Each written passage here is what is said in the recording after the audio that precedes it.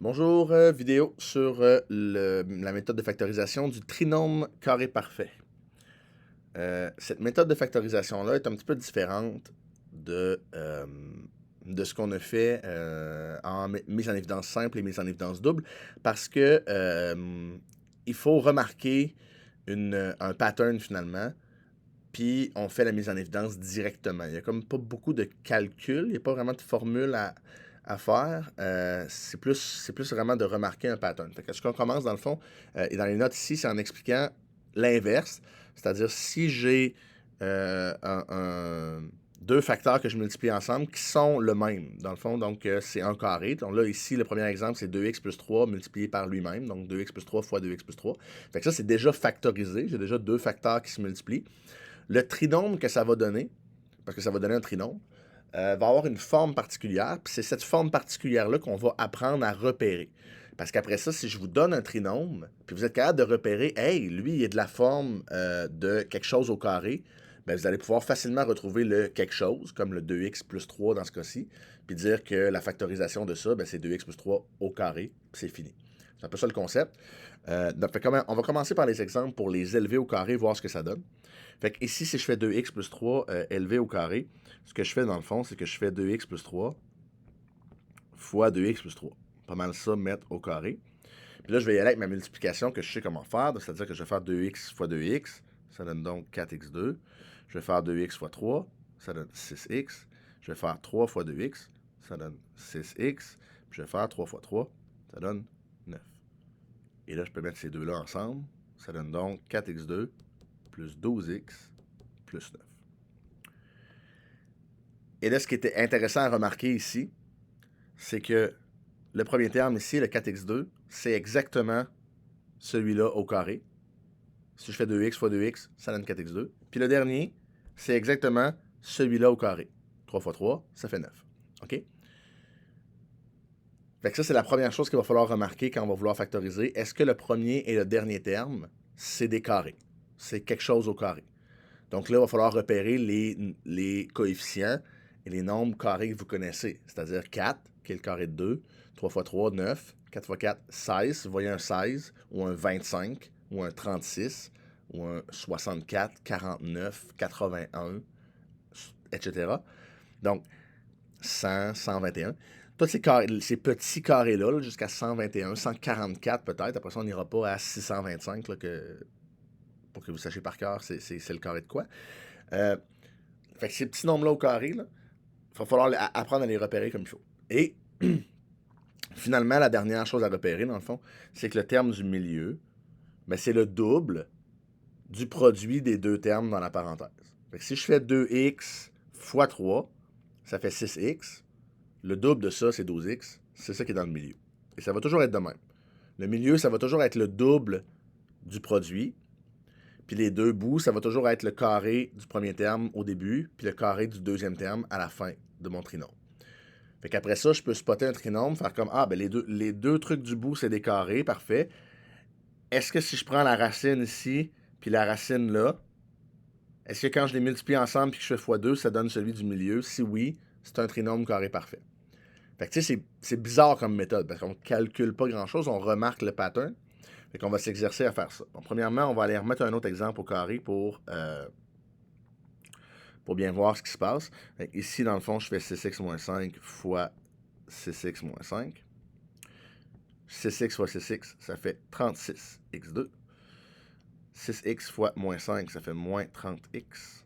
Moins 5 fois 6x, ça fait moins 30x. Vous comprenez pourquoi le fois 2 maintenant? Parce que je le fais deux fois dans mon calcul. Puis moins 5 fois moins 5, ça fait plus 25. Alors, je peux mettre ces deux-là ensemble. J'ai donc 36x2 moins 60x plus 25. Et là, j'ai exactement le même pattern que tantôt. Mon premier terme, c'est un carré. Mon dernier terme, pardon, c'est un carré.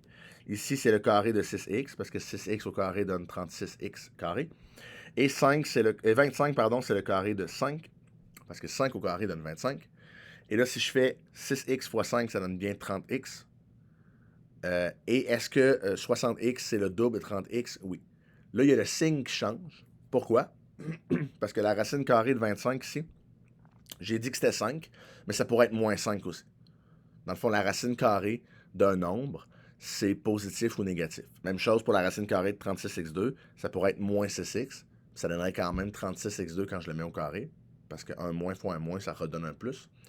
Donc le signe de l'élément du milieu n'est pas important pour déterminer si c'est un trinôme carré parfait. Ici, je fais 6x fois 5, ça me donne 30x, le double c'est 60x, c'est ce qui est écrit là, parfait. Le signe va m'aider à déterminer le signe de ma factorisation finalement. On y revient parce que là, on va aller faire des exemples pour vrai dans l'autre sens. Comment je reviens à ma factorisation de départ. Alors, dans l'encadré, ici, on vous explique ce que je viens de dire. Finalement, la méthode que je viens de dire. Et ici, on va venir vérifier si les trinômes sont des carrés parfaits. S'ils le sont, on va les factoriser. Sinon, on ne peut pas. En tout cas, pas avec cette méthode-là. Donc, premier exemple, c'est le 16x 2 plus 24x plus 9. Ce qu'on va faire en premier, non, je ne prendrai pas ça, je vais y aller comme ça à la place. Ce qu'on va faire en premier, c'est qu'on va venir voir est-ce que ces deux termes-là, le premier et le dernier, sont des carrés. Dans ce cas-ci, oui, ça c'est le carré de 4x, ça c'est le carré de 3. Ensuite, si je fais 4x fois 3, ça donne 12x. Est-ce que le terme du milieu, c'est le double de 12x? Oui, 24x, c'est le double de 12x. Dans ce cas-là, j'ai un trinôme carré parfait, puis c'est le carré de ce binôme-là. Ma racine ici d'un côté, ma racine ici de l'autre côté, puis le signe ici entre les deux. Je ferme ma parenthèse, je mets ça au carré, et j'ai fini. Dans le fond, si je fais 4x plus 3 fois 4x plus 3, ça va donner mon trinôme qui est là, 16x2 plus 24x plus 9. Donc, je l'ai factorisé. Je vous rappelle, il n'y a pas de gros calcul à faire, c'est vraiment plus de reconnaître un pattern puis d'y aller systématiquement. Fait que je prends la racine, puis j'utilise le signe du terme du milieu. Si ça avait été écrit moins 24x, ça aurait marché aussi, ça aurait été 4x moins 3 au carré. Donc, c'est ça qui sert finalement. C'est pour ça que c'est comme ça qu'on utilise le signe du milieu. L'exemple 2, là, je vous laisse deviner par l'espacement de la page que l'exemple 2, ça se peut que ce ne soit pas un carré parfait. On n'a pas de place pour le résoudre. Mais effectivement, si j'ai observé ici, est-ce que ça c'est un carré? Oui, c'est le carré de 3x. Est-ce que ça c'est un carré? Non. Parce que 2, c'est le carré de rien. C'est pas vrai, là, c'est le carré de racine de 2, mais c'est pas un nombre entier, ça. OK? Donc, je peux pas extraire de racine entière de ça. Ça marche pas. C'est pas un trinôme carré parfait, je m'arrête là. Je le factoriserai d'une autre façon qu'on verra éventuellement si ça marche. Mais par la méthode du trinôme carré parfait, ça ne fonctionne pas. Exemple 3 maintenant. Je vais venir voir encore. Est-ce que ça c'est le carré? Oui, c'est le carré de 10x. Puis ça c'est un carré? Oui, c'est le carré de 5. Prochaine étape, je fais 10x fois 5, ça fait 50x. Est-ce que le terme du milieu c'est le double? 50x, le double c'est 100x? Oui. Donc ma factorisation c'est 10x d'un côté de ma parenthèse, 5 de l'autre côté de la parenthèse. Puis mon signe qui va dans le milieu, c'est plus, parce qu'il y a un plus là. Donc c'est 10x plus 5 au carré. Si je fais 10x plus 5, 10x plus 5 fois 10x plus 5, ça va me donner le trinôme qui est en haut. Exercice 4 maintenant, on recommence. Est-ce que ça c'est un carré? Oui, c'est 6x au carré. Est-ce que ça c'est un carré? Oui, c'est 5y au carré. Si je fais 6x fois 5y, ça fait 30xy. Est-ce que le milieu c'est le double? Ben oui, 60xy c'est le double. Donc je vais avoir dans la parenthèse 6x d'un bord, 5y de l'autre. Puis au milieu, ça va être un moins cette fois-ci, au carré. Et j'ai fini de factoriser. Là, quand vous allez en avoir fait quelques-uns, vous allez voir, ça vient tout de suite. OK? C'est pas une méthode qui est difficile à exécuter parce qu'il n'y a pas beaucoup d'étapes. C'est juste que les étapes sont bizarres. D'habitude, on calcule ou on a des formules, puis là, il faut faire autre chose. Finalement, est-ce que 81x4, c'est un carré? Oui, c'est le carré de 9x2. Hein, parce que x à la 2 au carré, ça donne x à la 4. Et 1, est-ce que c'est un carré? Ben oui, c'est le carré de 1. Pas de surprise ici. 1 fois 1, ça fait 1. Faut pas oublier celui-là. Maintenant, si je fais 9x2 fois 1, ça fait 9x2.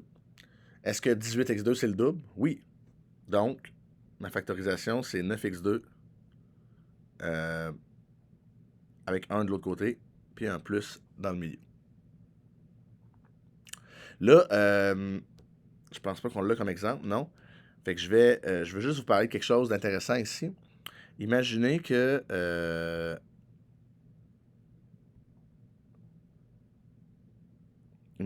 ici, là, on a à la place un moins, comme ça. Parce que ça, c'est le genre du ministère. Ou c'est en tout cas, c'est le genre d'un examen final. Vous n'aurez pas l'examen qui vient du ministère cette année, mais il y aura un examen final. Si je vous demande de factoriser ce trinôme-là, là, vous allez voir, ça ne change pas grand-chose pour la première étape. Dans le fond, j'ai encore mon 9x2 ici qui est un carré, puis mon 1 qui est un carré.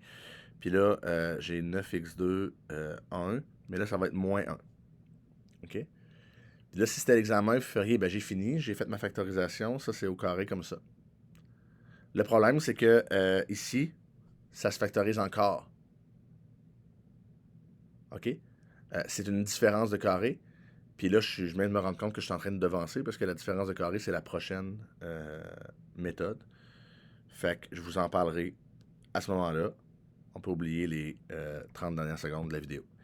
Donc, voilà pour le trinôme carré parfait. Fait qu'il suffit de repérer si le premier et dernier terme sont des carrés. Ensuite, de vérifier si le double du produit donne bien le terme du milieu. Puis, on a fini essentiellement la factorisation. Voilà.